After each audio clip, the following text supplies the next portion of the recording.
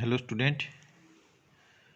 Botany जो subject है उसके अंदर बीएससी फाइनल ईयर की जो बुक है मॉलिक्यूलर बायोलॉजी की यदि हम बात करें तो मॉलिक्यूलर बायोलॉजी एक इम्पोर्टेंट शाखा है जीव विज्ञान की। और उसके अंदर अगर हम यदि चर्चा करें तो सबसे पहले इसके बारे में जानना जरूरी है। सामान्य रूप से यदि हम बात करें तो जो क्रोमोसोम है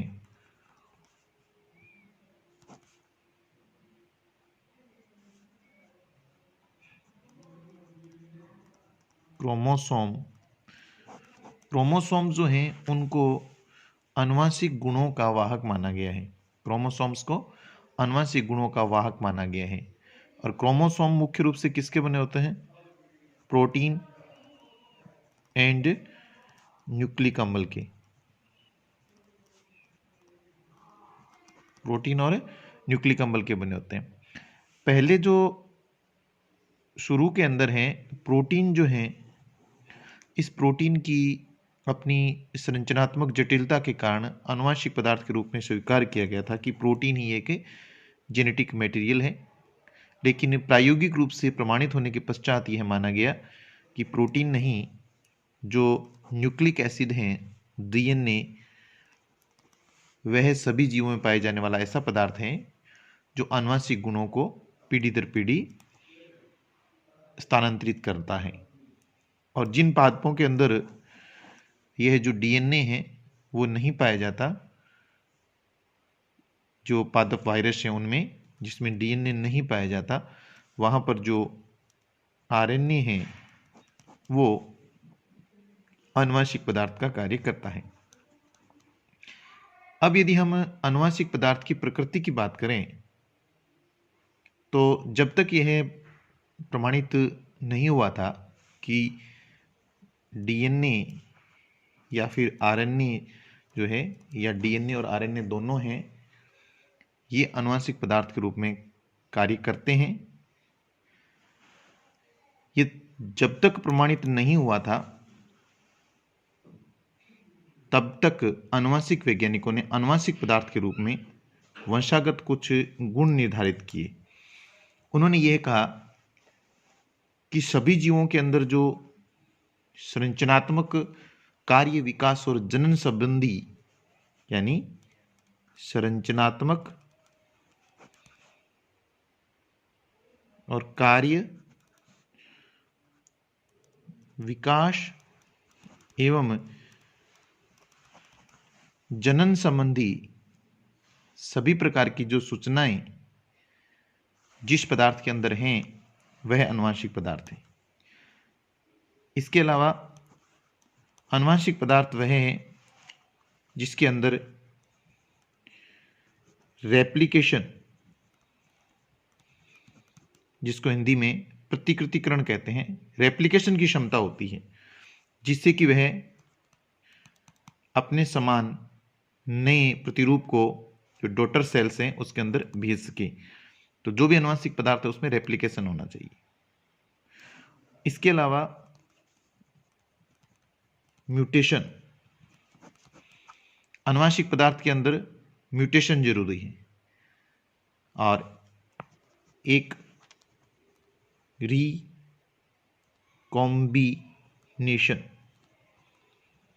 रिकॉम्बिनेशन भी जरूरी है।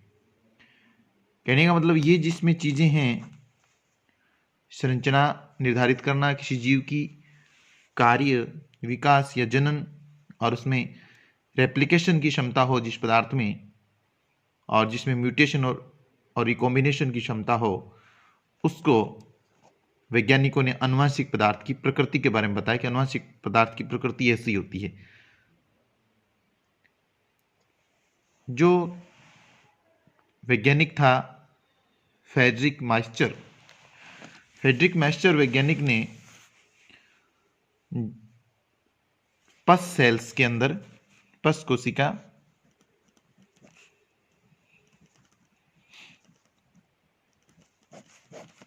फ्रेडरिक माइस्चर ने 1869 में पश कोशिका के केंद्रक में एक इस प्रकार के पदार्थ की खोज की जिसके अंदर फास्फोरिक अम्ल की अधिकता थी।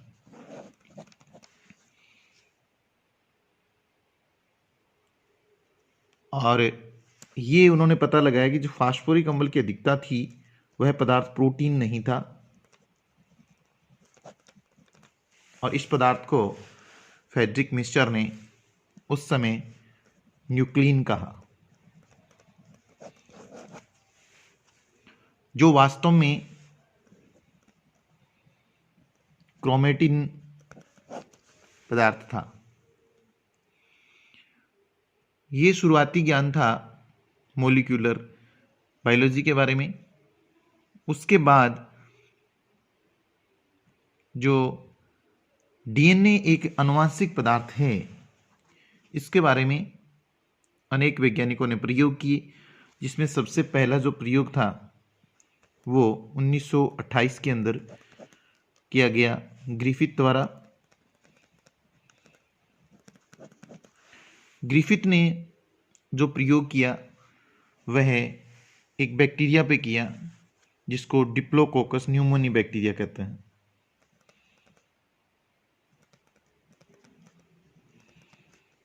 Diplococcus pneumoniae. डिप्लोकोकस न्यूमोनी जो बैक्टीरिया है, यह बैक्टीरिया न्यूमोनिया रोग उत्पन्न करता है।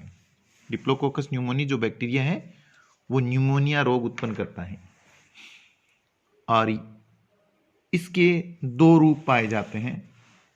एक जो पाया जाता है जिसको हम उग्र रूप बोलते हैं या वायरुलेंट, यह रोगजनक होता है। इसको हम S3 फॉर्म भी बोलते हैं। एक जो दूसरा प्रकार होता है इसका, वो होता है अनुग्र, या जिसको हम नॉन वायरुलेंट बोलते हैं, और यह रोगजनक नहीं होता।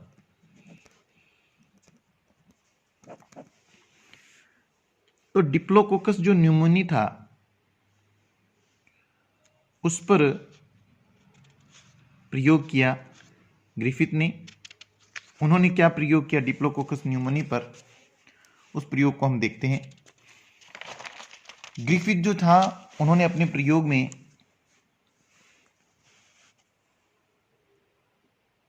S3 जो प्रभेद था बैक्टीरिया का उस पर, और R2, उन दोनों को लिया। R2 जो मैंने अभी आपको बताया यह है नॉन वायरुलेंट, और S3 जो था वो वायरुलेंट था,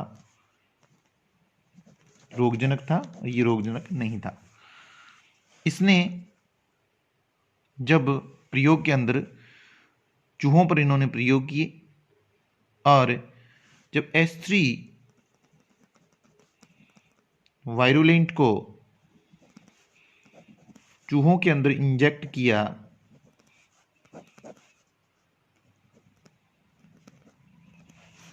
तो रोग के कारण चूहे जो थे उनकी डेथ हो गई। और जब R2 जो नॉन वायरुलेंट था उसको चूहों के अंदर इंजेक्ट किया तो जो चूहे थे वो स्वस्थ थे, यानी मरे नहीं। और जब उच्च ताप पर यानी 60 डिग्री सेंटीग्रेड ताप पर जो S3 थे उनको 60 डिग्री टेम्परेचर देकर के और जब चूहों में इंजेक्ट किया तो चूहे स्वस्थ रहे। इन्होंने गर्म कर दिया इन बैक्टीरियाज को, लेकिन जब इन्होंने गर्म किया हुआ S3 बैक्टीरिया जो हैं उसको R2 के साथ मिलाकर के चूहों के अंदर इंजेक्ट किया तो चूहे जो थे वो मर गए। तो इस प्रयोग से उन्होंने यह सिद्ध किया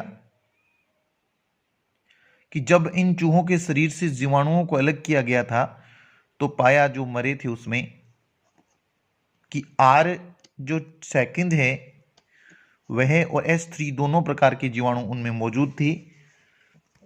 इसमें S3 और R2 जो है R2 और S3 दोनों प्रकार के जीवाणु मौजूद थे। कुछ R सेकंड जो जीवाणु थे वो मृत जीवाणुओं के द्वारा यानी S3 द्वारा रोगकारक जीवाणुओं में रूपांतरित हो गए। इसे ग्रिफिथ इफेक्ट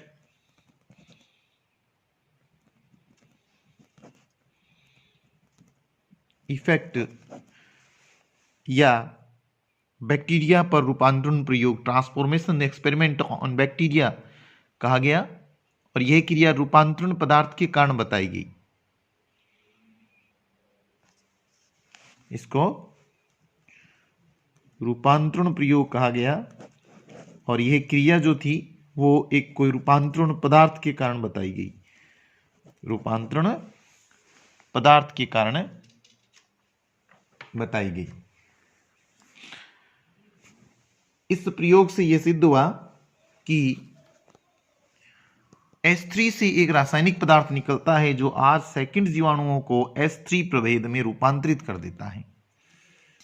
यह एक स्थायी आनुवंशिक परिवर्तन है क्योंकि S3 जो जीवाणुओं से अपने समान कोशिकाएं बनाते हैं और इस प्रयोग के बाद जो ग्रिफिथ का ट्रांसफॉर्मेशन प्रयोग था, इस प्रयोग के बाद सिद्ध हुआ या हम कह सकते हैं कि इस प्रकार का मार्ग निकल गया, एक मार्ग प्रशस्त हो गया कि डीएनए आनुवंशिक पदार्थ हो सकता है, डीएनए आनुवंशिक पदार्थ की भांति कार्य कर सकता है। उसके बाद एवरी, मैक्लियोड और मैकार्टी ने मिलकर के खोजा कि ग्रिफिथ द्वारा किया गया जो प्रयोग था वो सही था और रूपांतरण पदार्थ डीएनए ही था। उन्होंने S प्रभेद के जीवाणुओं से निकाले गए डीएनए के कारण R प्रभेद के जीवाणुओं में रोगजनक लक्षण उत्पन्न हो जाते हैं। इससे स्पष्ट हुआ कि डीएनए आनुवंशिक पदार्थ है। उन्होंने दो एंजाइम्स लिए, एक तो प्रोटीएज और एक डीएनएज। प्रोटीएज जो है वो प्रोटीन जो है उसको नष्ट कर देता है या निष्क्रिय कर देता है और डीएनएज जो है वो डीएनए को निष्क्रिय कर देता है।